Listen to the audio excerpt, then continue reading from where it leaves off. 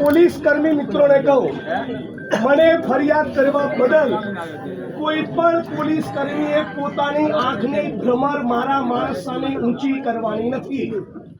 શું કહું છું? તું તારી બદતમીજી કેસમાં ફસાવાની વાત તો ભૂલી જજો.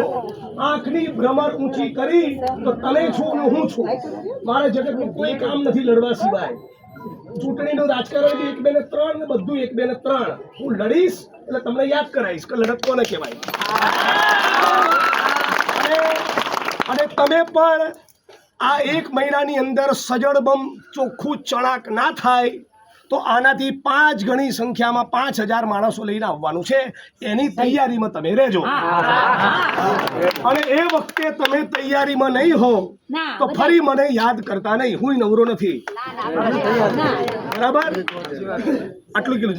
તો આપણે વિનંતી કરીએ, અમે રજા લઈએ છીએ કે અપેક્ષા સાથે કે ફરી અમારે આવવું નહીં પડે. તારું વિજય સાહેબ બંગલા બનાવ્યા બંગલા. અને એક મિનિટ ભાઈ, 1 મિનિટ. હવે પોલીસને જે કહેવાનું હતું કહી દીધું. તો તને સાંભળો 1 મિનિટ. મારી સોસાયટીમાં કોઈ દારૂ વેચતું હોય તો મારી બુદ્ધિ ભ્રષ્ટ થઈ ગઈ છે કે હું લેવા જાઉં? કોઈ ઝેરની દુકાન ખોલે તો લેવા જાઓ છો? પોલીસને જ્યારે કહું છું ત્યારે તમને મજા આવે છે. દારૂના અડ્ડે એમને ચાલે, તમે પીતા નથી? બોલો. ગાંજો પીનારા, ડ્રગ્સ લેનારા માણસો ના હોય તો કોઈ વેચવા આવે? તમે સાંભળી લો 1 મિનિટ. તમે તમારા છોકરાઓને બી રેડી કરો.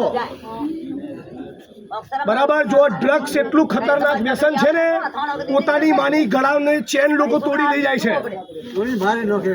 બરાબર? એટલે અત્યારે તાલીઓ પાડનારા લોકો તમે બી સુધરી જજો અને ચેતી જજો.